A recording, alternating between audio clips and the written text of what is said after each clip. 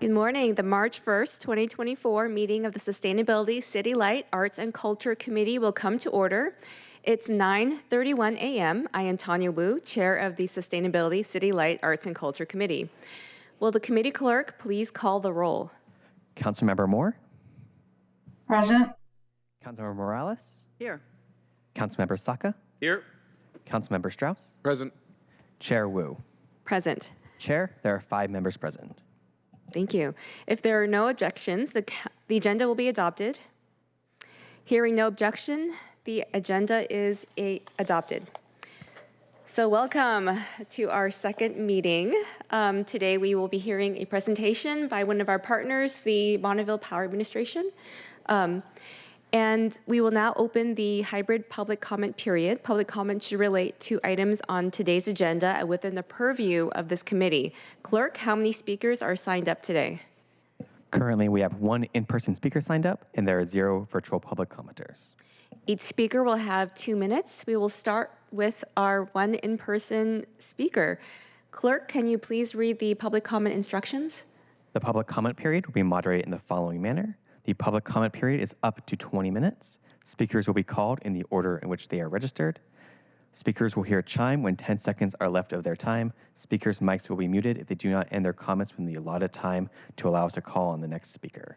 The public comment period is now open. We'll begin with the first speaker on the list. The first public comment speaker is Jeff Hilea.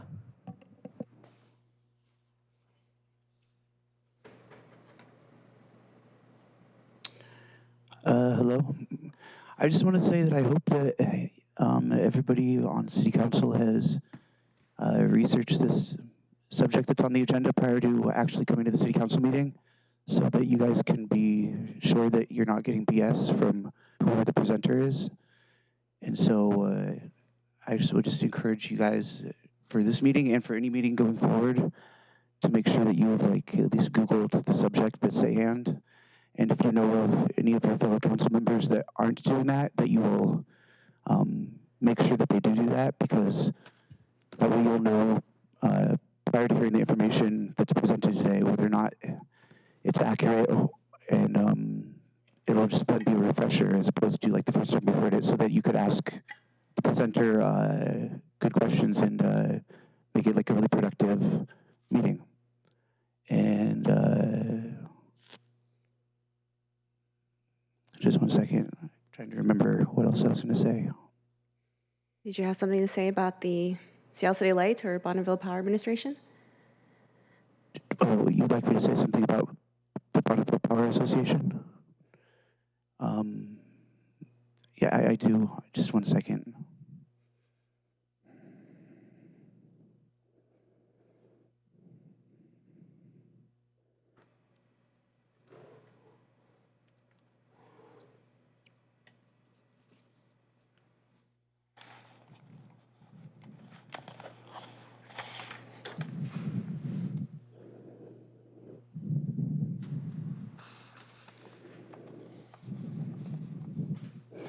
No, that's all. Thank you.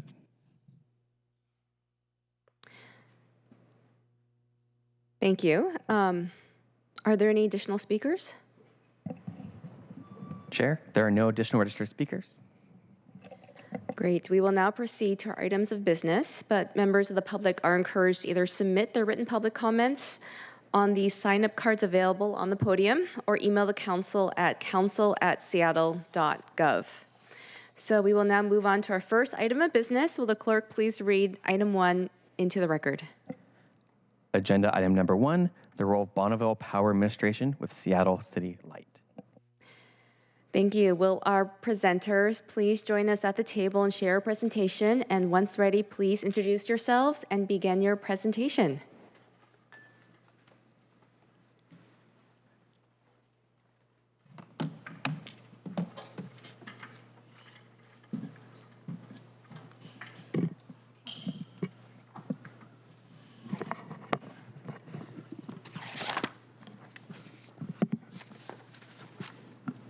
Good morning, council members. My name is Maura Brugger. I'm the Director of Government and Legislative Affairs for Seattle City Light. Good morning, Kirsty Granger. I am the Chief Financial Officer for Seattle City Light. And good morning. I'm Paul Dockery, the Senior Manager of Energy Resource Strategy and Planning for Seattle City Light. So first, I want to thank you for allowing us this time to provide a briefing. We don't often get that opportunity because we usually have so many legislative items before the committee. So we appreciate you being here. Bonneville Power Administration is an important partner to Seattle City Light. So we appreciate this opportunity to provide some grounding on our relationship with Bonneville and its importance to our customers in the Seattle City Light service territory. You start? Yeah. All right. Yeah. So Paul and I are going to split duties for presenting this presentation. But we have the PowerPoint. It's up. Is it up? going there or no? Is it going to go up there? Can you see it? Oop. Sorry.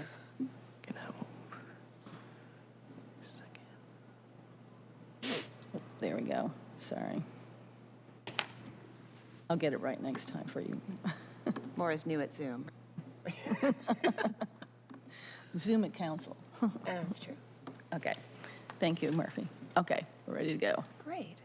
Okay, so this is, like Maura said, talk about Bonneville Power Administration. So why are we here today? What are we talking about? So 1/3 of Seattle's electricity comes from the Bonneville Power Administration, or sometimes we just call it Bonneville or BPA.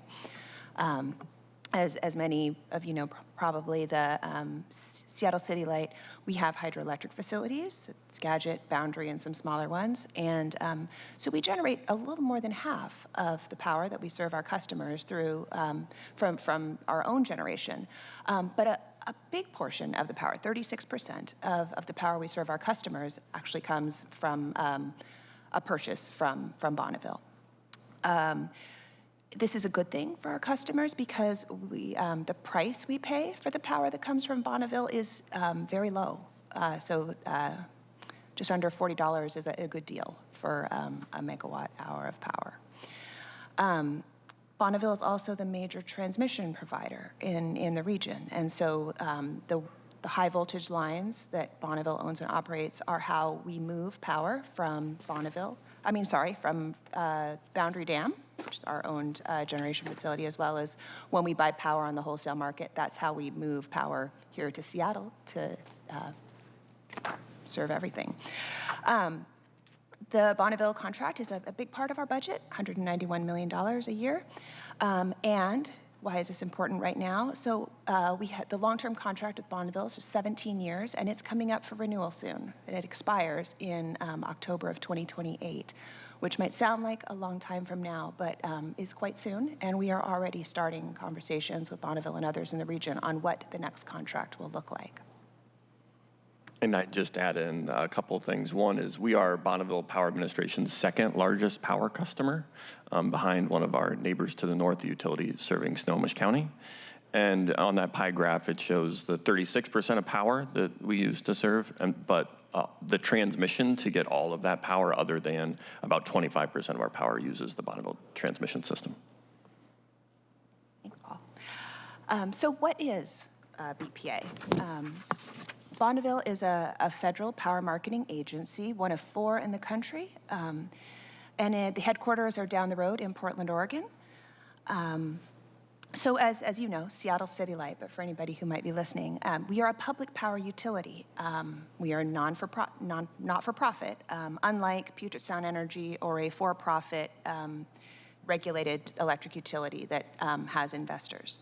So public power utilities like Seattle City Light get preference to purchase power from BPA at cost. And so, as we mentioned, the price we pay for this power is low, and that's because Bonneville also isn't making profit from selling the power produced by all of the dams and other facilities they market power from. And this concept of preference is really important.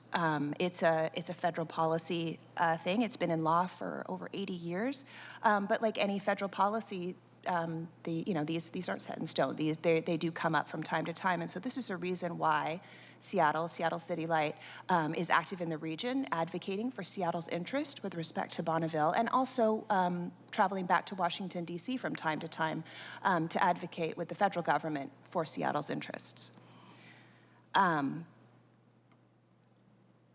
You want to add?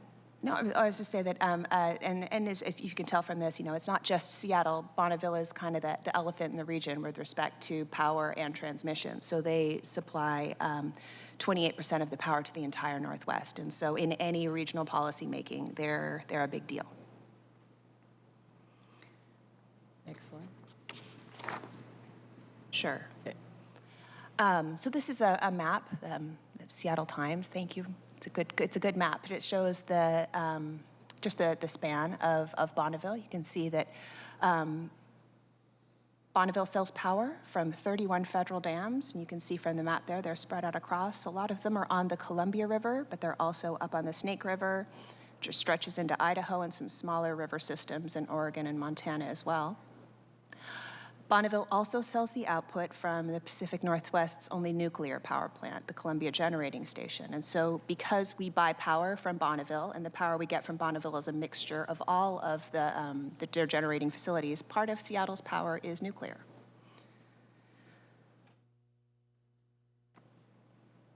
Next one, great. Okay, so the way that we buy power from BPA through a contract, BPA has three options for their contract: block, which is where a utility gets a predictable block of power every month; slice, which is where the utility gets a slice of whatever is generated, like a share, and that can vary depending on conditions, and you get a little bit of flexibility. And then also load following, which is where the electricity is shaped every hour, and this is an expensive product, as you can imagine, because it's tailored every hour.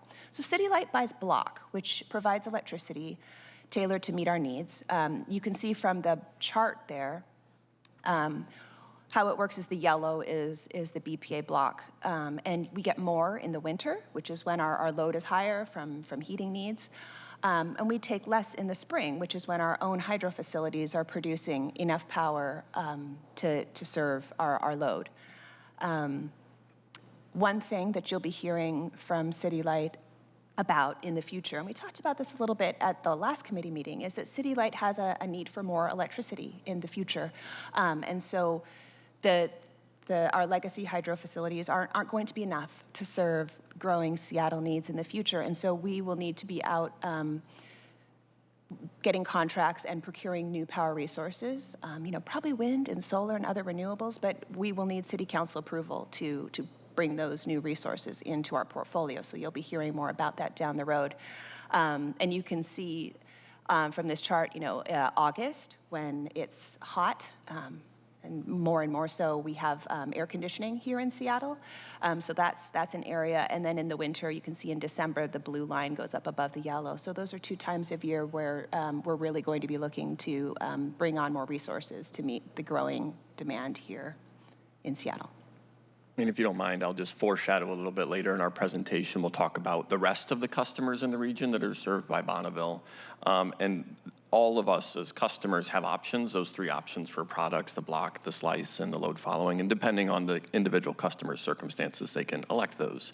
And we'll talk some more about that in future slides. But all customers, any public power utility in the prior graphic in the yellow region is eligible for one of those products. All right, next slide. So this is a little bit about transmission. As we mentioned, BPA is power and also transmission. So transmission is how we move power across the region. You can see that these dark green lines on this map, this is all of BPA's transmission. And this is most of the transmission in the region. City Light does own a little bit of high voltage transmission lines, but a lot of the power that we move around the region is on BPA's lines, like we rent space on them. And so this is a really important thing. You can see in the top corner there, that's where Boundary Dam is, way up in the northeast corner of the state. And so we use the Bonneville transmission lines to move the electricity that we generate at Boundary all the way over to Seattle. And one other thing on Bonneville before we kind of transition off of this is they are, as Kirsty mentioned, one of 4 federal power marketing agencies, which is its own sort of unique thing within the federal government. But they're a part of the U.S. Department of Energy. But they are fully funded by their sales of power and transmission to customers, which means that they are their own agency within the federal government and do not rely on funds from the what's the right term? Taxpayer Taxpayers, funds. They're yeah. not taxpayer funded, they're rate funded. Like Seattle City Light is. We also aren't funded by Seattle taxes. We are fully funded by revenue from electricity bills. Yep. All right, so in the next section, we're going to talk a little bit about policy issues that are coming up related to BPA and some decisions that you'll be hearing about where we're going to need council engagement in the coming years. And this is our list of policies that are ongoing with the Bonneville Power Administration. Today we're going to focus on 3 of them. First is this contract development for the next contract period, which we refer to as the post-2028 contract because, as Kirsty mentioned, our current agreement expires on October 31st, 2028. So we'll talk a little bit more about that. The second is day-ahead market choice, which continues this evolution of power markets in the West. We're going to talk about how Bonneville is engaging in that and are working with Bonneville on that day-ahead market evolution. And third is transmission. We're going to talk about transmission system expansion and generator interconnection. And I did want to highlight, while this is a numbered list, please don't interpret it as a ranked list. There is a lot of very good work going on the other topics, but today we're just going to focus on those first 3. So first is this contract development. And as we mentioned, we're in the midst of a 17-year contract with BPA that ends in 2028. 130 other preference customers also have contracts that expire in 2028 at the same time as us. And Bonneville is currently hosting a public process for interested stakeholders to discuss the terms and conditions of this contract. Because it is such a large, far-reaching agency with lots of customers, they have standard offerings of contracts where you can choose products. But ultimately, all of us, 130 customers, are part of a multilateral negotiation to set the terms of this agreement. So in our engagement with Bonneville on this very important topic, we've set 3 priorities for our advocacy. One is the emissions policy. And we're advancing policies that are consistent with Seattle's emissions reduction obligations and goals because we receive benefits of low emissions associated with hydropower we buy from Bonneville. And it also helps us meet city goals around carbon emissions and state level requirements. And we want to make sure that the next contract continues to advance that interest that we have in emissions reductions. The second is around product design. So Kirsty mentioned block, slice, and load following. Those are the products currently offered under the current contract, and we are customers of the block product. It is not a foregone conclusion that Bonneville will continue offering all of those products, and it is not a foregone conclusion that they couldn't offer other products. And as the energy resource strategy and planning person in the room, I do believe that product design is critically important to understanding and interacting with the wholesale market and serving City Light's load at the lowest possible cost. And the last area of advocacy is energy efficiency. Seattle has made significant investments in energy efficiency, which has provided us room to grow into additional loads. And we can grow into this load or power supply from Bonneville at this low cost, low emissions rate. And we're advocating to get credit for that investment in energy efficiency to carry forward into the next contract. So that otherwise this access to low cost, low emission service that we've enabled through these energy efficiency purchases would expire at the end of this 17-year agreement. And we want to make sure that our customers get credit for their investment in energy efficiency and continue to have access to this resource into the next contract. So those are our 3 areas of focus in advancing our interest and the interests of Seattle in this contract development. And just to underscore this, it's a big multilateral, right? 130 people that have interests in this process.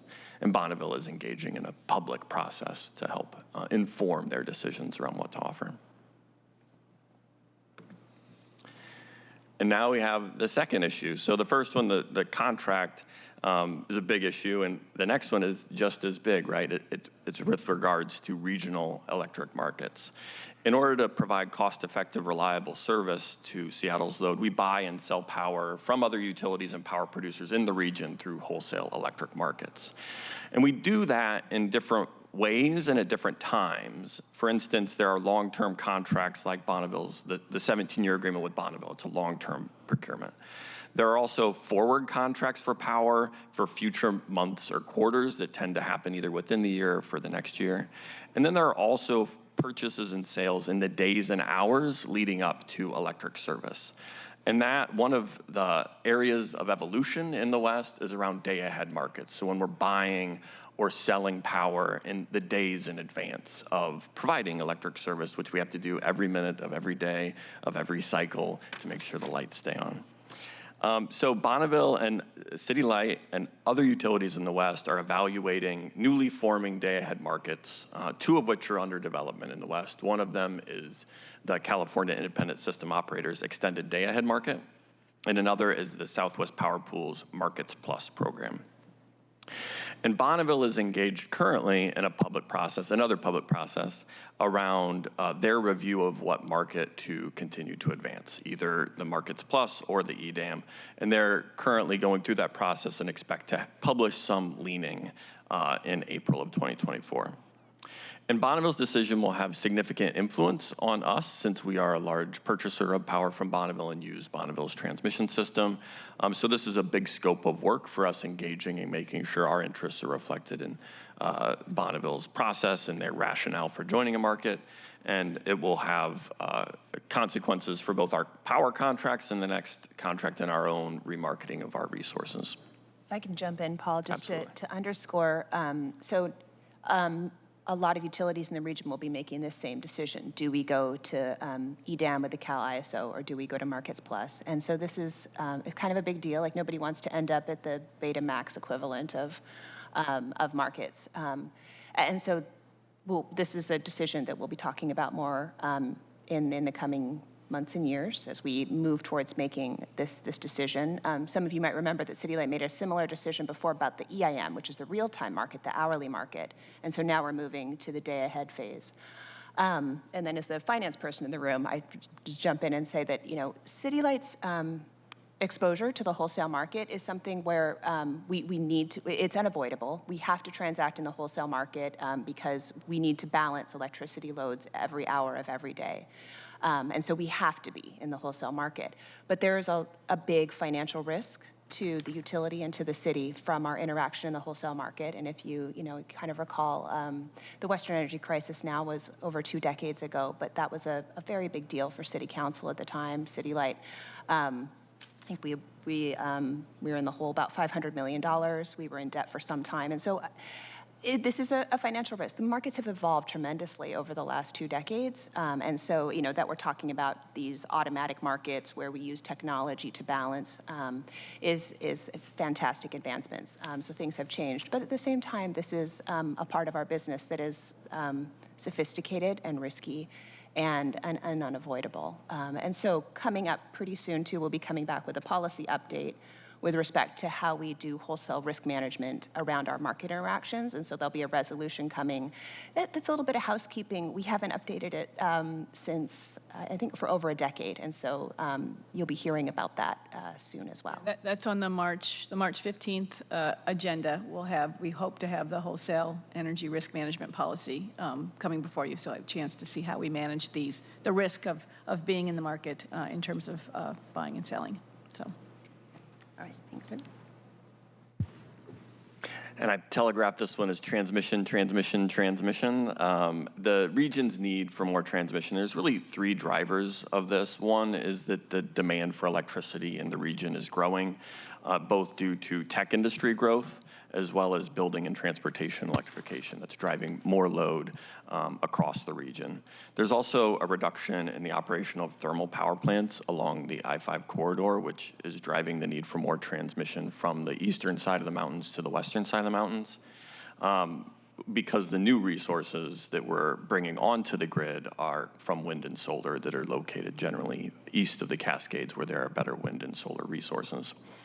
For Seattle City Light, this demand growth comes in the form of increased load that us as the utility have to serve. Our expectation is over the next 10 years, our need for energy over the course of the year will increase by about 10%. And the need to meet peaks, which is the top demand in any given hour for electricity is expected to increase about 20% above what we just saw in January during that winter storm event. By 2035, that we'll need to increase our service for events like that by about 20%, which is a significant increase in our need for transmission and resources to serve that load within the city of Seattle.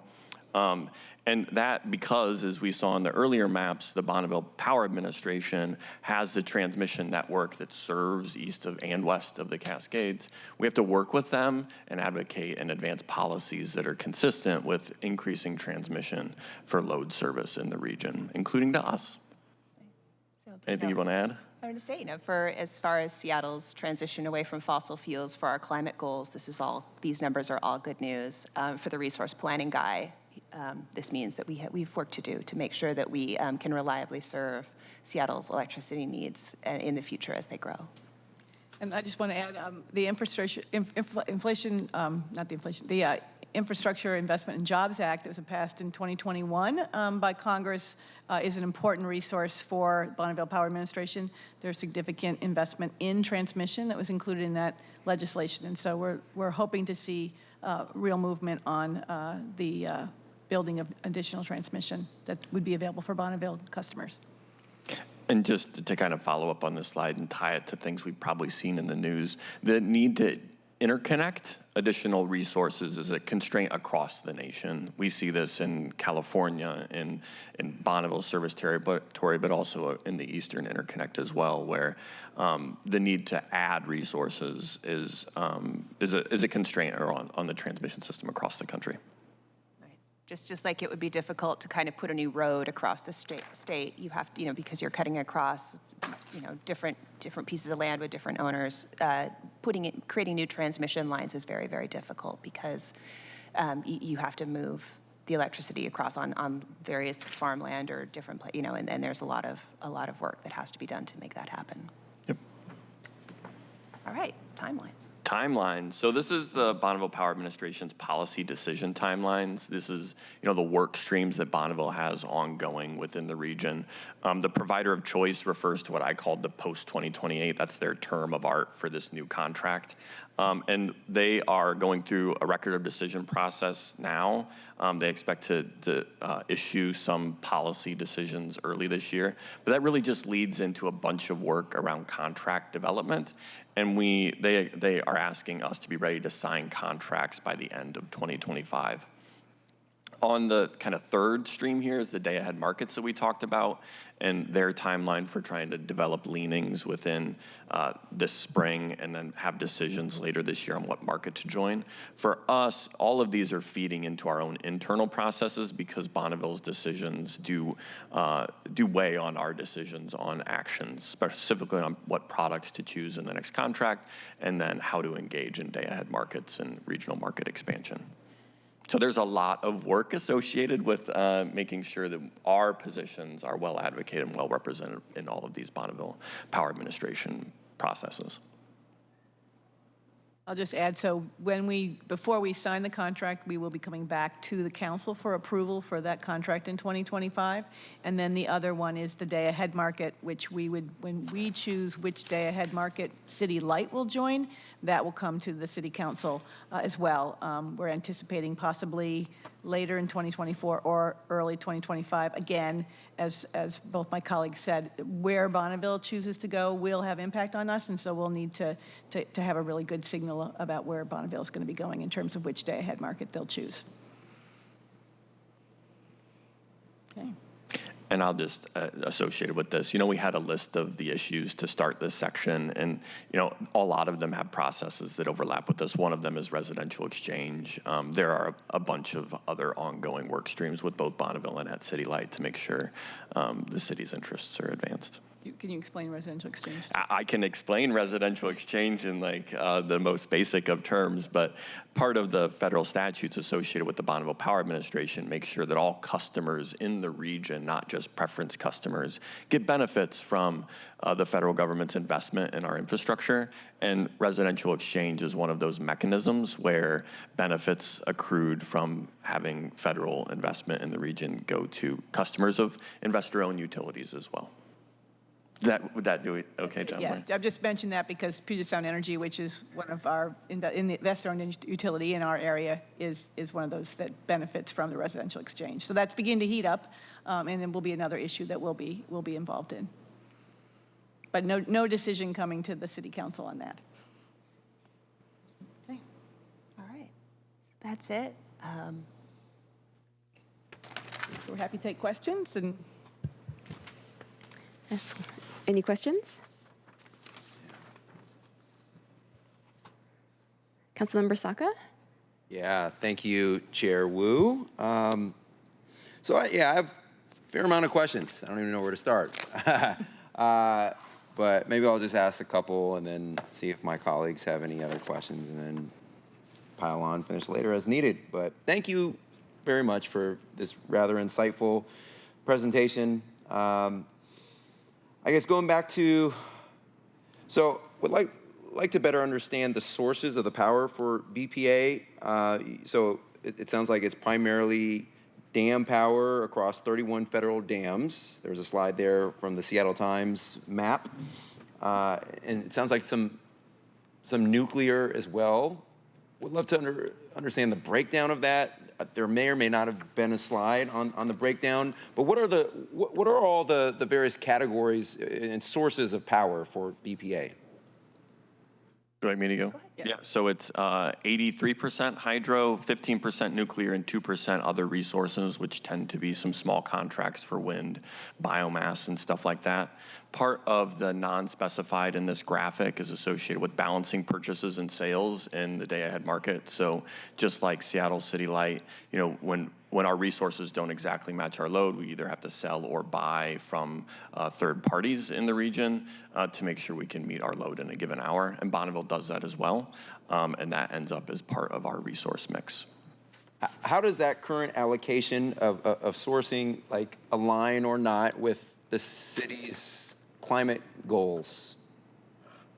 Yeah, I think Maura can help me speak to that, but it is, part of the mix that we show on here is the cleanness and low emissions of that. And one of the reasons we're advancing our interests in the provider choice process around emissions is to make sure that that portion of service from unspecified meets our goals and expectations, and we're trying to influence their policy to make sure that they, like us, are trying to avoid as many emissions in the region as possible. Yeah, that's part of the advocacy we do, is really making sure that Bonneville stays a clean energy provider. I'll just mention that the nuclear that we get ends up being about 4% of our load is met with the nuclear power through that Bonneville contract.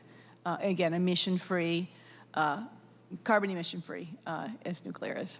So you mentioned that one of the benefits of being able to purchase power from BPA is that we're able to, as a public utility provider, we are able to purchase that power at cost. And so how are we passing that cost savings on to our own customers and end customers? Sure. So, the low cost that we're able to get power from BPA for that 36% of the electricity in our resource stack gets passed through straight to our customers. It's one of the reasons why Seattle can have rates as low as we do, is because because of the power we get from Bonneville is low cost, and because the power that we generate at our own facilities is also relatively low cost compared to what other utilities across the country who might have coal or natural gas might have to pay to generate their electricity. So it's definitely a factor in Seattle having pretty low rates compared to other urban areas across the country. Okay, thank you. I'll stop and see if my colleagues have any comments or questions. Are there any other questions or comments? I guess two things. Can you talk a little bit about you mentioned multilateral negotiations that are happening with 100 other cities or so. Can you talk a little bit about that process and when you anticipate, it sounds like if you're going to be coming before us next year to sign a contract that is well underway already. So can you talk a little bit about where that process is headed? And then you mentioned that I think you said at the next committee meeting, you'll be coming back to talk about the wholesale market risk And so I'm interested to know how that issue plays into the contract negotiations as well, Yeah, so if it does. Yeah, on the timeline, so this graphic shows the provider of choice is that big multi-party process to determine what products Bonneville will offer. It's been ongoing for at least 3 years to set up the negotiations, the process. And I try to avoid the word negotiation because it's a stakeholder-driven process where the Bonneville Power Administration's administrator gets to issue a decision on what to offer. And I mentioned it's 130 different people who ultimately buy from, but a lot of the work for some smaller utilities is done primarily through trade organizations. So that process is largely through an aggregation of trade organizations representing a large volume of those customers, and then utilities like Seattle City Light, Snohomish, and other public preference customers, public power customers advocating for their own interests. Okay. You can answer the second question. Sure. And then relating to the wholesale risk policy, it relates to Bonneville in that both have to do with our power supply and how we interact with in the wholesale markets. But it's really more generally about the resolution that is currently in place. It had a pretty high administrative lift for council and council staff because coming out of the Western energy crisis in 2002, council felt like they needed to have reporting and oversight and approval of policies. City Light didn't have a risk function. Our wholesale team was a lot smaller, and so the resolution called for a lot of council oversight over City Light's operations in that space, and over the last 2 decades, just as we have matured and things have evolved, and City Council has many other high-risk issues and interesting policy challenges that you guys are taking on. We're just kind of making an adjustment so that it better reflects the landscape that we're all operating in here in 2024. Thank you. I'll just mention, so Paul mentioned the trade association. So the Public Power Council is the trade association that we participate in along with the other public utility customers of Bonneville. And they do have quarterly policymaker forums that they're virtual. So you or your staff are welcome to join those. I usually send that information out to Eric McConaughey, but I will make sure that all of you get that if you want to kind of tune in to some of these decisions, and they're oriented towards policymakers who aren't going to be involved in the sort of day-to-day operations. So I think it's at the right level that is able to help you stay along with these decisions as they're being made. That's helpful. Thank you. Are there any other questions? You want to continue? Yeah, thank you, Madam Chair. So one thing that was mentioned was that we're going to need to increasingly rely on wind and solar sources to meet our demands. And so just be curious to better understand beyond the 2028 negotiations with BPA, like how are we planning for that now? And you know, when is that need, like, when is that going to be anticipated? Or is there like a, drop dead date where like, oh, we need now? How are you all planning for that right now?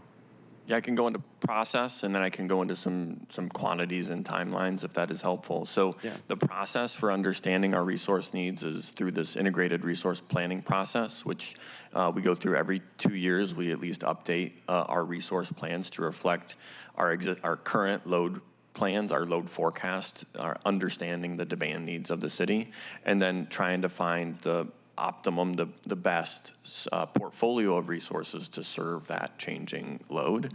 Our last update to that integrated resource plan was in 2022. We're working on a progress report that'll come to council this year. But in that 2022 report, we did identify the need for around 400 megawatts of a combination of wind and solar resources by 2030. We do expect, and we have seen our load forecast increase since when we did that study in 2022. So we are expecting that need for resources will increase beyond that 400 megawatts in the next update. Can I follow up on that? Yeah, go ahead. So I know in 2021, I think, and 2022, load was down because everybody was at home. Commercial, and most of the power that you have is for commercial as well. Do I understand that right? 2/3. Yeah. So, so it was down because of the pandemic. Nobody was going shopping or doing anything else. I'm assuming that things are starting to pick back up. So can you maybe talk a little bit about that and how it? Yeah, Presumably we are back. So I'll speak maybe anecdotally and then to our overarching trends. We saw in this most recent winter event a peak load of 2,027 megawatts, which may not mean much to y'all, but that is the highest peak we've seen since 1990. That was over Martin Luther King Day weekend when it was really cold. Yep. Yep. So that, I think, is an indication of the electrification of some loads in the city and some increased electrical heating loads in the city. Our load forecast team does a lot of work to understand end uses within the city, and part of their ongoing forecasting is understanding, as we have building electrification and transportation electrification, how that peak and how that load will continue to grow in the future. And I mentioned the stat that load forecast expects that we'll have an increase in peak loads of about 20% by 2035. So I just mentioned the 2,000 megawatts. We expect to have a peak of 2,500 megawatts, or 2,400 to 500. We end up forecasting with a lot of precision, but it's in that range, which is a significant increase on the electric needs, the energy needs that City Light serves in the city, and that drives to the need for transmission to make sure we can get those resources that we were identifying through those plans to serve the city. So you mentioned that 10% of, well, we're going to grow by approximately 10%, need to grow our sourcing maybe by 10% to meet the demand, but to meet the demand spike forecast, 20%. So there's a delta there. Can you better describe or help me better understand, rather, what's specifically driving what factors are specifically driving that demand spike, and account for the variance there, and then also, so for example, I understand on one of those other slides it says, well, the tech industry is kind of, one of the factors that's kind of driving the overall demand, but what's specifically accounting for that delta there? Is it, for example, increasing reliance on electric heating sources, or what other factors are driving that? Yeah, absolutely. You want me to keep going? Yeah. So on the what's driving it, it's largely electrification of buildings and transportation. And my analogy that I would draw is, you ever been to a wave pool? If you add more water to the wave pool, your waves end up bigger, is kind of what's happening to us. So the 10% relates to how much water is in the wave pool, and then the 20% relates to how big the waves are because you have more water in the wave pool. And that delta, right, as you're growing electrification loads, is driving a higher peak and drives that delta between the 10 and 20%. And that's largely driven by building electrification. Heating is a big driver. Our peak continues in the forecast to be electrical heating in the winter. But we are seeing, as part of our energy needs, an increased peak in the summer because of air conditioning loads increasing. I could keep going on this. I just want to mention on the electrification, transportation electrification, we think about individual passenger EVs, but really what the driver is, you look at the Washington State ferry system is going to be electrifying the big ferries going across the Sound. We've had a partnership with King County Metro Transit for several years, and they're already have electric transit buses on the route. In fact, there's a groundbreaking for the electric infrastructure necessary, the charging infrastructure necessary to continue their commitment to fleet electrification. Sound Transit's recently announced that they're going to be electrifying their fleet. We've got drayage trucks at the port. We've got a new shore power connection going in at Pier 66 so that all 3 cruise ships will be on shore power when they're plugged in.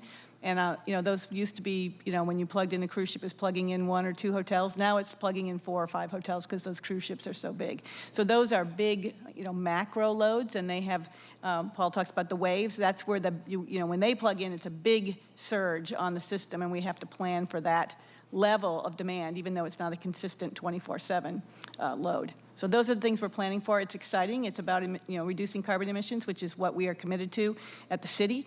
And so it's exciting, but it's also a challenge for us as the electric utility to meet those growing loads on our system. That's terrific. Thank you for sharing that.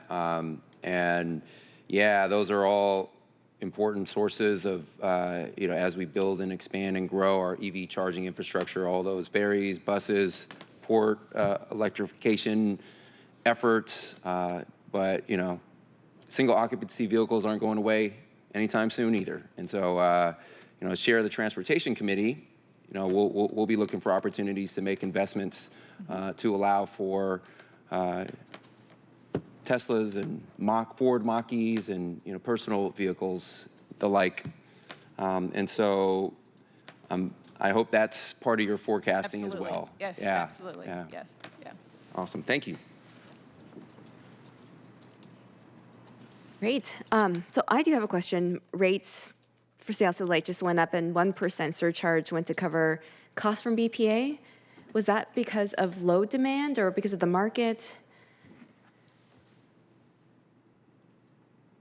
Yeah, that was from the BPA contract. So BPA sets their rates, and then we have a rate pass-through that just, because it's something that nobody at the city of Seattle can control, and so we don't go through like a special process to change the rates. We have a pass-through where we take the what we budgeted for BPA contract costs and what the contract cost comes back at, and then pass that through in rates. And so that rate pass-through, the 1%, was from that. And Paul, tell me if I'm wrong, but I believe that it was that one had to do with us having the opportunity to take more power from Bonneville than we had budgeted for. And so it is a rate pass-through, but it's a good news story because it meant that we were able to take more of the low-cost BPA power from that contract. And so that was what caused that rate increase. But then overall, it helps us keep our costs down, if that makes sense.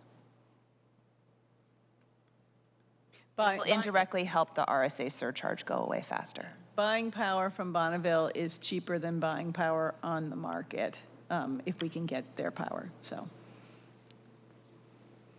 do we have any influence on Bonneville's choice in how they want to, in which market they choose?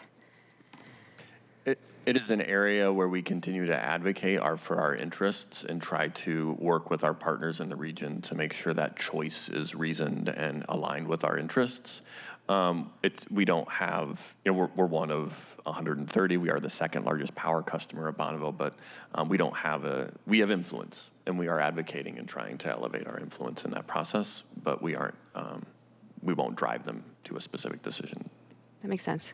In terms of transmission system expansion, generator interconnection, how does that affect us here in Seattle or with Seattle City Light? So as I mentioned, like 75% of our power comes through the transmission system on Bonneville. That percentage is likely to increase as we increase resources to serve our load for load growth. So that is we need Bonneville as a partner in the region for transmission to invest in the transmission infrastructure in the region to make sure we can get resources from wind and solar and serve load in Seattle with it. So they're critical to making sure that the resources that are cost-effective for us can interconnect to the system, and then we can get transmission from those sources to our load. Great. Colleagues, are there any further questions? Okay, if not, I look forward to seeing you at our next meeting in 2 weeks to learn more about market risk. great. Thank you very much. Thank you. Thank you very much. Thank you. So we have reached the end of today's meeting agenda. If there are any further business to come before the committee before we adjourn? Hearing no further business to come before the committee, we are adjourned. Thank you.